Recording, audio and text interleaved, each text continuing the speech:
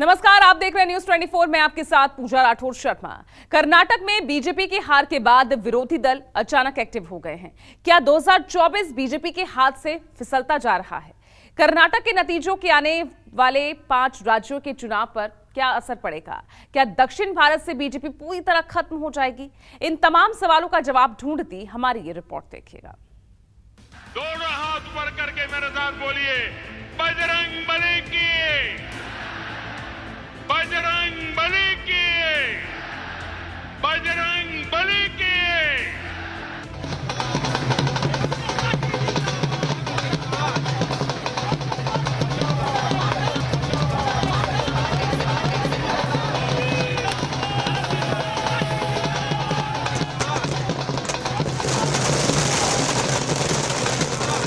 एक तरफ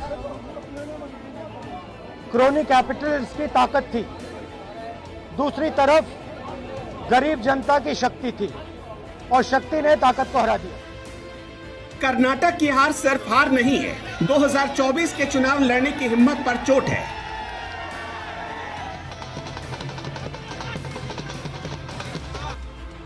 क्या कर्नाटक में हारते ही बीजेपी के बुरे दिन शुरू हो गए? क्या बीजेपी के लिए 2024 का चुनाव बहुत मुश्किल हो चुका है? कर्नाटक में हार से दक्षिण के दरवाजे बीजेपी के लिए बंद तो हो गए, लेकिन अभी भी उसके पास मोदी के चेहरे का करिश्मा है, जो किसी भी हारी हुई बाजी को जीत में बदल सकता है। और अब वो वक्त आ गया है कि बीजेपी इस करिश्मे पर फिर से सवार हो जाए। मार्च 2018 यानी मोदी लहर के 4 साल बाद देश के नक्शे पर भगवा रंग कुछ ऐसा चढ़ा था। 21 राज्यों में बीजेपी की सरकार थी। देश की 71% आबादी पर बीजेपी का शासन था। लेकिन मई 2023 में तस्वीर बदल गई। अब सिर्फ 12 राज्यों में बीजेपी की सरकार बची है और सिर्फ 44% आबादी पर उसका शासन है। जानकार बताते हैं कि असेंबली चुनाव और लोकसभा चुनाव के मुद्दे अलग अलग होते हैं, लिहाजा संभव है कि 2023 से 2024 तक बीजेपी दक्षिण में कोई चमत्कार भी कर दे। बीजेपी का सक्सेस रेट उन राज्यों में ज़्यादा बेहतर होता है जहां धार्मिक आधार पर ध्रुवीकरण हो जाता है। हालांकि ये फॉर्मूला कर्नाटक में बजरंग बली के नाम पर लगाया गया था, लेकिन कामयाबी नहीं मिली। 2024 से पहले करीब 5 राज्यों में चुनाव होने वाले हैं। मध्य प्रदेश में कमलनाथ बीजेपी के लिए चुनौती है। राजस्थान में गहलोत और खुद वसुंधरा राजे चुनौती बन सकते हैं। छत्तीसगढ़ में भूपेश बघेल चुनौती है। इसके अलावा मिजोरम में भी इसी साल विधानसभा का चुनाव होने वाला है। कर्नाटक के नतीजों ने इन सारे राज्यों में गैर बीजेपी दलों को जगा दिया है। हमने नफरत से, गलत शब्दों से ये लड़ाई नहीं लड़ी। हमने मोहब्बत से, प्यार से, दिल खोल के ये लड़ाई लड़ी और कर्नाटक की जनता ने हमें दिखाया कि ये देश मोहब्बत इस देश को अच्छी लगती है। कर्नाटक में नफरत की बाजार बंद हुई है, मोहब्बत की दुकानें खुली हैं। ये सबकी जीत है।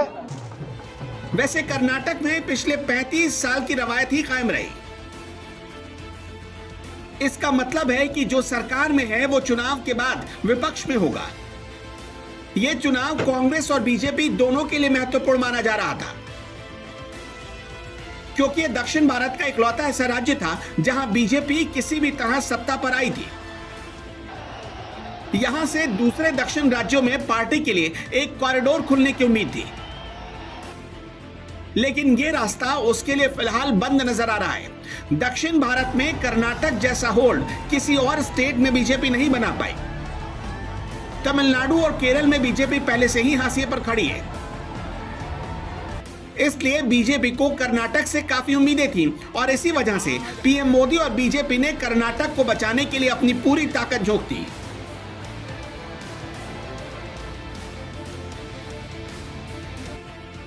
यहां तक कि प्रधानमंत्री नरेंद्र मोदी ने अंतिम चरण में 22 से ज्यादा रैलियां की। देखिए, मोदी नाम और चेहरा जो है वो लोकसभा चुनाव में उसका असर कुछ होता है और विधानसभा चुनाव में उसका असर कुछ और होता है। और ये कई बार साबित हो चुका है, पश्चिम बंगाल में, दिल्ली में, 2015 के बिहार में, इसके अलावा झारखंड में, छत्तीसगढ़, मध्य प्रदेश, राजस्थान, ये सारे चुनाव ऐसे हैं जहां भारतीय जनता पार्टी मोदी जी को आगे करके उसी तरह लड़ी जैसे कर्नाटक में लड़ी थी, लेकिन वहां उसको हार का सामना करना पड़ा। वहीं 2014 में और 2019 के लोकसभा चुनावों में नरेंद्र मोदी के नाम पर लोगों ने जम के वोट दिया। उन राज्यों में दिया जिन राज्यों में 2018 में कांग्रेस पार्टी जीती, मध्य प्रदेश, छत्तीसगढ़, राजस्थान में, लेकिन जब लोकसभा चुनाव हुए तो राजस्थान में एक भी सीट नहीं आई, गुजरात में एक भी सीट नहीं आई, मध्य प्रदेश में एक सीट आई। दक्षिण भारत के राज्यों में बीजेपी को अब सब कुछ रिस्टार्ट करना पड़ेगा, ऐसा क्यों है? अब जरा इसे समझिए। तमिलनाडु में कुल लोकसभा की 39 सीटें हैं जहां बीजेपी 0 है। कर्नाटक में लोकसभा की 28 सीटें हैं, 25 सीटें बीजेपी के पास है। लेकिन बीजेपी कर्नाटक में हाल ही में चुनाव हार गई है, इसलिए जानकार मान रहे हैं कि लोकसभा चुनाव में भी उसका प्रदर्शन फीका ही रहने वाला है। आंध्र प्रदेश में लोकसभा की कुल 25 सीटें हैं जहां बीजेपी 0 है। केरल में लोकसभा की कुल 20 सीटें हैं और वहां भी बीजेपी 0 है। तेलंगाना में कुल लोकसभा की 17 सीटें हैं जहां बीजेपी के पास 4 सीटें हैं। पुडुचेरी में कुल 1 सीट है जहां बीजेपी नहीं है। दादर और नगर हवेली में 1 लोकसभा की सीट है, बीजेपी वहां भी नहीं है। दमन में लोकसभा की 1 सीट है जहां बीजेपी काबिज है। लक्षद्वीप में कुल 1 लोकसभा की सीट है और वहां बीजेपी 0 है।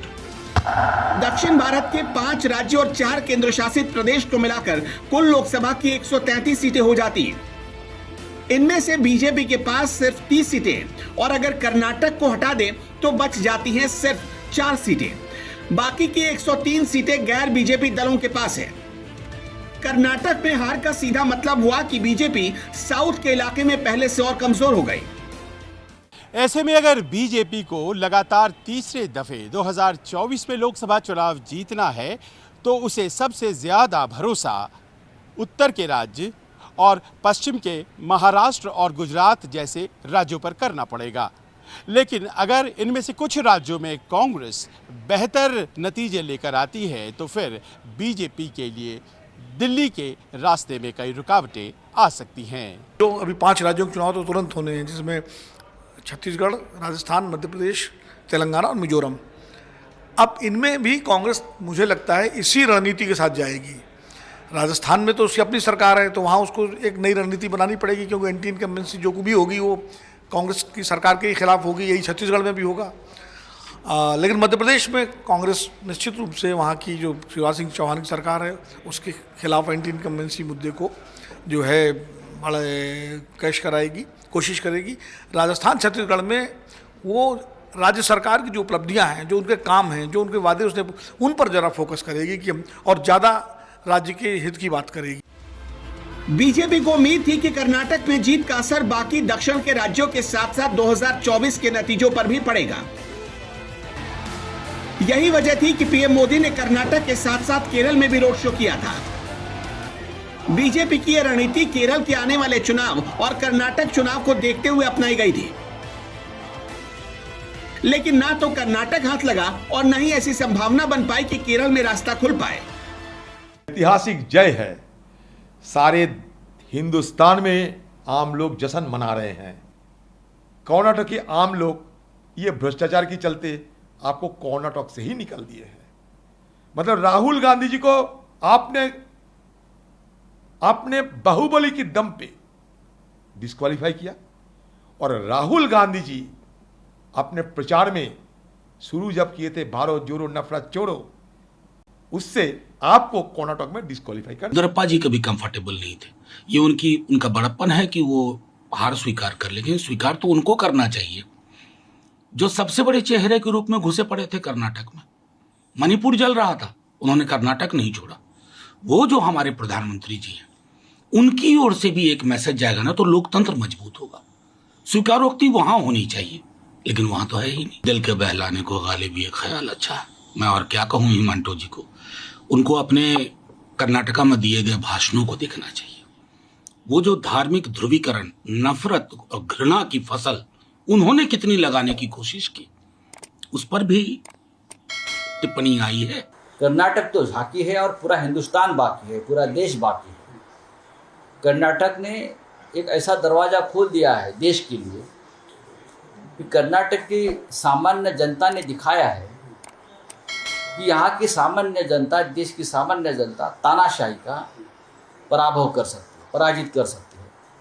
जो 1978 में हो गया था, यही अब कर्नाटक से शुरुआत हो गई है।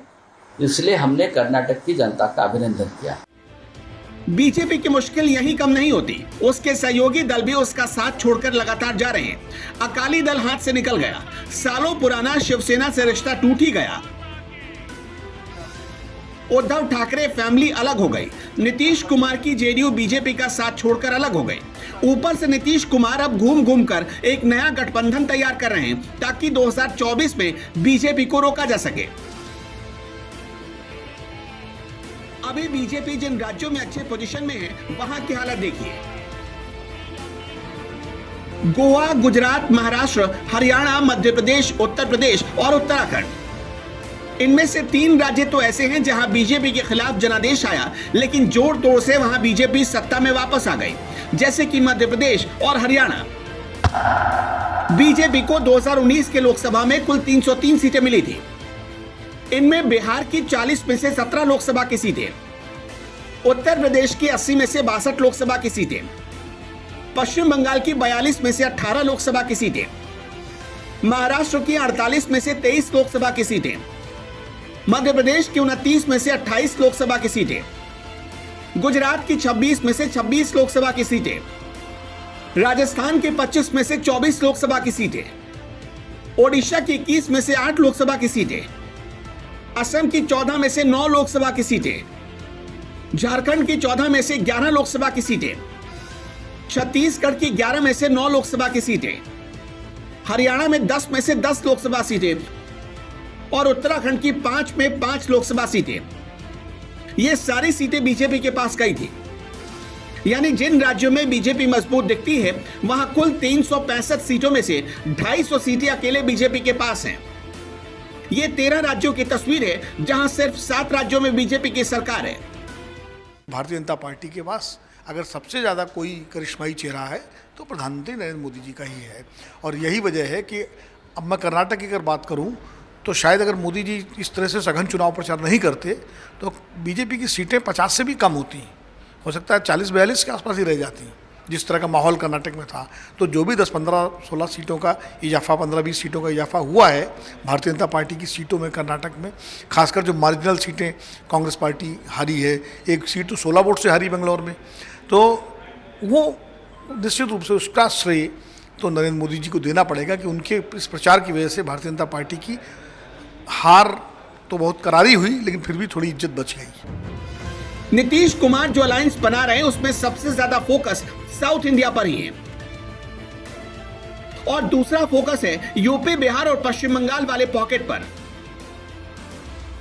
और प्लानिंग यह है कि बीजेपी को 150 के आसपास सीटों पर समेट दे। लेकिन 2019 के बाद ऐसे कई उदाहरण भी देखे गए जिसमें भले ही बीजेपी स्टेट असेंबली का चुनाव हार गई, पर लोकसभा में जाते जाते मोदी के करिश्माई चेहरे ने जादू दिखा दिया। 2018 में मध्य प्रदेश और राजस्थान हारने के बाद भी बीजेपी लोकसभा में जबरदस्त प्रदर्शन कर पाई थी। Bureau report, news 24।